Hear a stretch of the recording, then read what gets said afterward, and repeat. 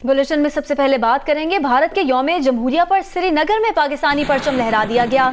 मकबूजा वादी में कश्मीरियों ने भारतीय फोर्सेस की इजाफी नफरी की मौजूदगी में श्रीनगर की जामिया मस्जिद के दरवाजे पर पाकिस्तानी परचम लहराया। कश्मीरियों ने भारतीय यौम जमहूरिया को यौम स्याह के तौर पर मनाया। गुज़िश्ता रोज दिल्ली में भी एहतजाज करने वाले भारतीय किसानों ने लाल किले पर अपना मजहबी परचम लहराया था। भारत के दारुल-हुकूमत नई दिल्ली में किसान ट्रैक्टर रैली के बाद सिक्योरिटी हाई अलर्ट कर दी गई। किसान रहनुमा आज मुजाहिरीन से खिताब करेंगे। सूरत हाल कंट्रोल करने के लिए इजाफी नीम फौजी दस्ते तैनात किए गए हैं। रियासत पंजाब और हरियाणा में भी हाई अलर्ट जारी है। भारतीय मीडिया के मुताबिक गुज़िश्ता रोज पुरतशद्दुद वाक़यात में 86 पुलिस एहलकार जख्मी हुए। वाक़े में मुलव्विस अफराद के खिलाफ 15 मुकदमात दर्ज हुए हैं।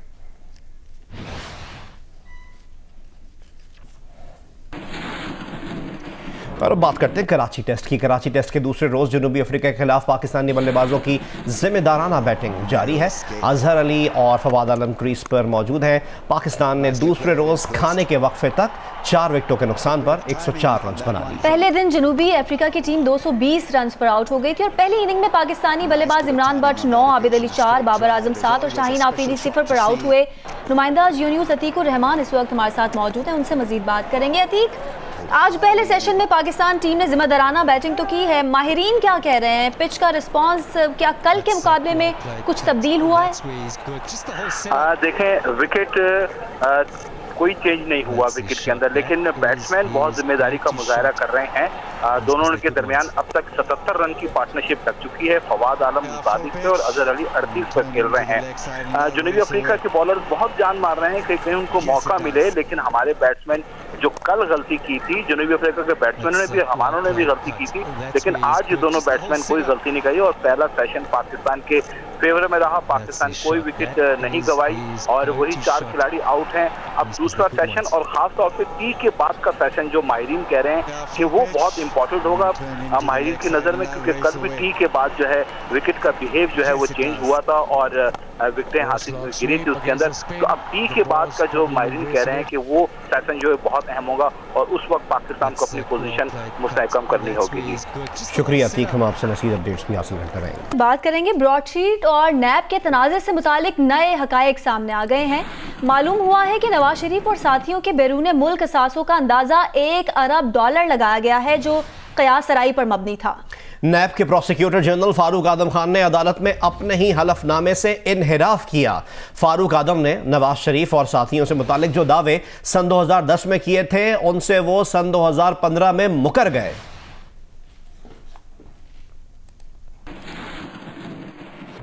फारूक आदम खान ने अदालत में कहा कि 2010 में वो बीमार थे, इसलिए उनका नया हल्फनामा कबूल किया जाए। दूसरे हल्फनामे में फारूक आदम खान ने कहा कि असासों से मुतालिक दावे अफवाहों की बुनियाद पर किए गए थे।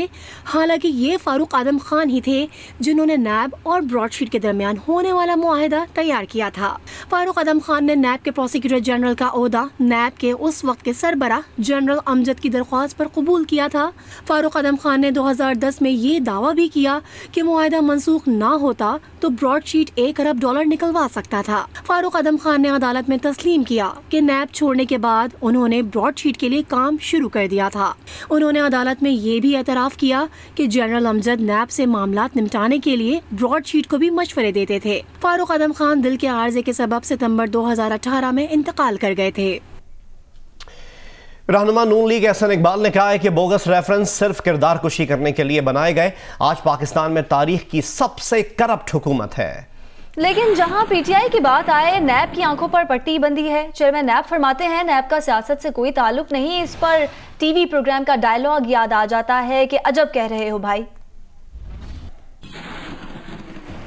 इन्होंने 2.5 सालों में 11,000 अरब से ज्यादा कर्जा ले लिया है और ये कर्जा पाकिस्तान को गिरवी रख रहा है। और अब बात यहाँ तक पहुँच गई है कि F9 पार्क गिरवी है, इस्लामाबाद क्लब गिरवी है। इमरान खान साहब अपने 300 कनाल का महल क्यों नहीं गिरवी रखते? इस वक्त पाकिस्तान की तारीख की सबसे करप्ट हुकूमत है। इनका हर वजीर बदतरीन करप्शन में मुलव्वस है। लेकिन नैब जहां पीटीआई का बात आती है वहां अंधा है। उसके ऊपर नैब ने काली पट्टी बांधी हुई है। और जब नैब के चेयरमैन ये फरमाते हैं कि नैब सियासत से बालातर है, तो मुझे वो एक टीवी के प्रोग्राम का डायलॉग याद आ जाता है, अजब कह रहे हो भाई। वफाकी वज़ीर इत्तलात शिबली फराज ने कहा है कि जिस सियासत की बुनियाद अहलियत के बजाय ख़ानदानी विरासत पर कायम हो तो उसका अंजाम वही होता है जो आज PDM का है। ये भी कहा कि ऑपोजिशन इत्तेहाद की बर्बादी के जिम्मेदार दो नौमालूद सियासी वारिस हैं जो अपने बड़ों को भी आगे लगाने से बाज ना आए। इमरान खान पाकिस्तान बनाता रहेगा, सियासी मुखालिफ अपनी पार्टियां तबाह करते रहेंगे।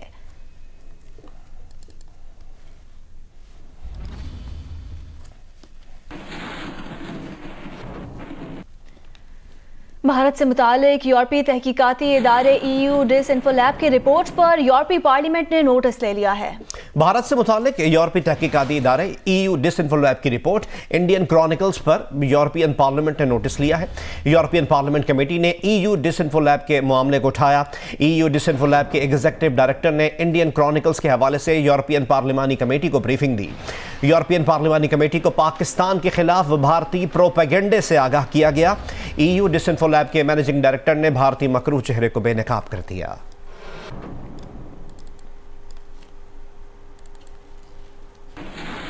सरबरा PDM मौलाना फजलुर रहमान को आसिफ जरदारी की बेटी बख्तावर भुट्टो की शादी की तकरीब में मदऊ नहीं किया गया।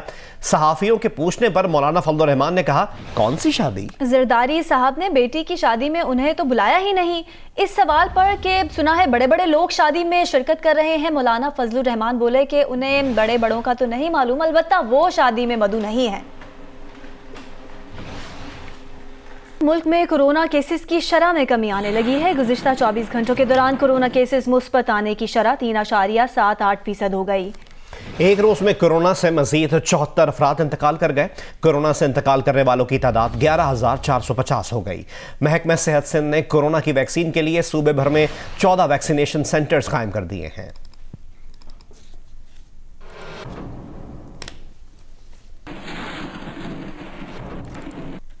भारतीय फिल्मों के अदाकार राज कपूर के हवाई घर के मालिक ने 1.5 करोड़ रुपए में मकान फरोख्त करने से इनकार कर दिया और हुकूमत से 2 अरब रुपए का मुतालबा किया है। सीनियर सहाफ़ी अरशद अजीज मलिक की रिपोर्ट के मुताबिक खैबर पख्तूनख्वा हुकूमत ने दिलीप कुमार और राज कपूर के पेशावर में वाक़े आबाई घरों को खरीद कर म्यूजियम में तब्दील करने का फैसला किया था। हुकूमत ने राज कपूर के मकान की मजमूई कीमत 1,50,0989 रुपए मुकर्रर की थी। डिप्टी कमिश्नर को दोनों मकानात की खरीदारी के लिए 24 मिलियन रुपए की रकम जारी कर दी गई है। राज कपूर के घर के मालिक मकान हाजी अली कादिर ने मकान की कीमत 1.5 करोड़ रुपए मुकर्रर करने का फैसला मुस्तरद करते हुए कहा कि ढक्की नालबंदी में 1.5 करोड़ में निसफ मरला ज़मीन नहीं मिलती और हुकूमत हमें 6 मरले के मकान की 1.5 करोड़ रुपए कीमत दे रही है।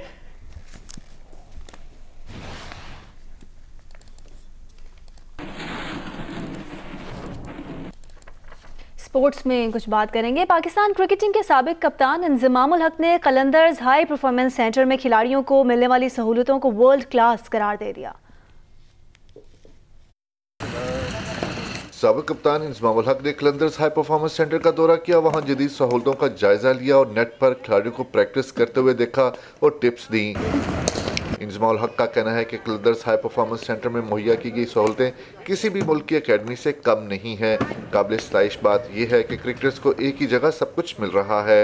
स्पोर्ट्स मैन है, उसको सारी चीज़ों की अवेयरनेस होनी चाहिए और जिस तरह हम यहाँ ये सारी फैसिलिटीज़ देख रहे हैं ना, ये सारी टॉप फैसिलिटीज़ हैं कि जी जो किसी भी मुल्क में आप जाके ना उनकी टॉप अकेडमीज़ में देख सकते हैं। तो ये वाली फैसिलिटीज़ हैं, तो ये बड़ा अच्छा है कि ये बड़ी अपॉर्चुनिटी है कि जी बच्चों के लिए सीखने के लिए।